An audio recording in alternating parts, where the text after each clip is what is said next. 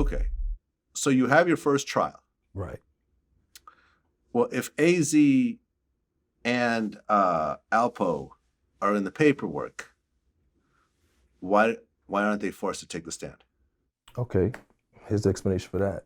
Because I just want to preface this for people who don't know. Okay. No, and that's fine, and I'm glad that you're doing that. Yeah. If you make a statement against somebody, Right. You then have to about somebody, and it goes to trial. Right. You are the defendant can legally put that person on the stand and cross-examine them. No. That's not true? Not true. No, that's not true. So people can make statements without actually having to take the stand. It's in your discovery. You get it in your when you first get arrested, you get a complaint, right? And even with the discovery, the government gets to choose who they call as a witness. You can call them to counter that, but it's not in my benefit to do any of that. You, as a defendant, that's why you call a defendant, you're paying defense, meaning. Well, wouldn't you want to call someone to the stand that's making a statement about you that could potentially send you to life in prison? No, not in that instance, because what happened is, the reason why, to be more specific, and this is my belief because of, like you said, Alpo at the time had been convicted of like 13, 14 murders. Yeah.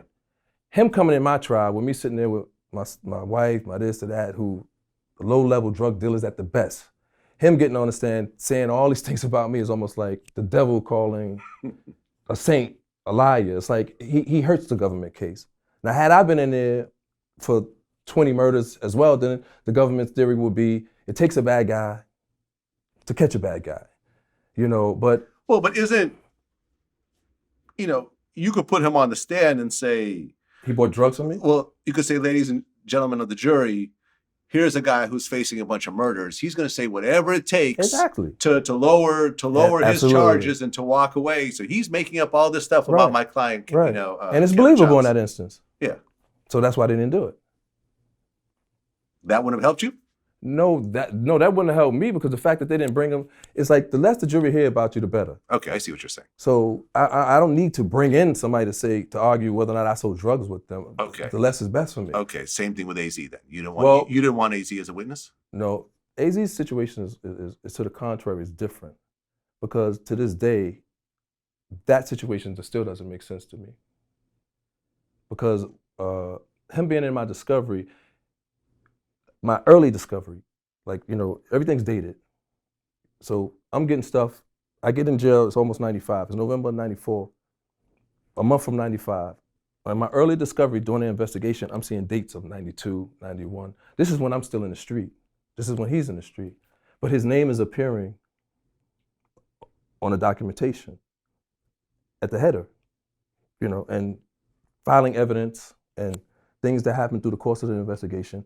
And then as my prosecution evolves, then his name is removed from it. Initially, it didn't make sense, and it wasn't a big deal to me, because I know I never did no business with him, so I wasn't overly concerned about that. So you never sold drugs with Azie? Never. Okay. So that's why I didn't really make heads or tails of it. Yeah. Well, you go to trial. Right. And how long was the first trial? About 4.5 months.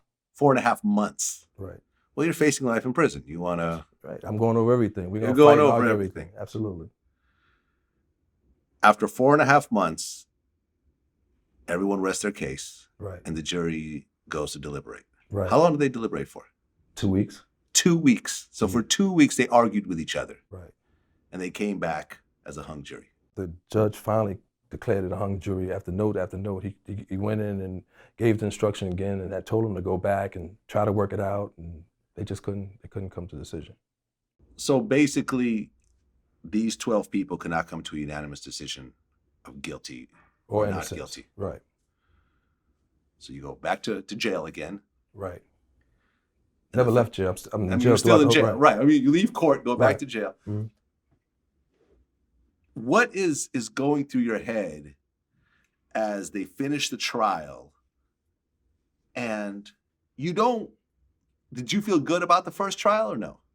Oh, I felt great about it, because this is pretty much what I knew it to be. Yeah. And it gave me confidence, because I'm like, well, the government they presented their case to jurors, and the jurors obviously saw some part of whatever we, as a Yeah. defendant, put on the defense. They couldn't come to terms with a conclusion. Right, but you're sitting here for 2 weeks going, if they come back with no, that was the with part, a guilty, I my am life's doing over. life. My life's over. Life at prison as a 27-year-old. Right. I'm going away forever. I'll never get to really touch another woman. I'll never get to spend money. I'm now in a cage with a bunch of men for the rest of my life. That's a fact. But they came back with a hung jury. They did. So the feds decided to retry you. Right. So now you're in trial number 2. But before I get to trial number 2, they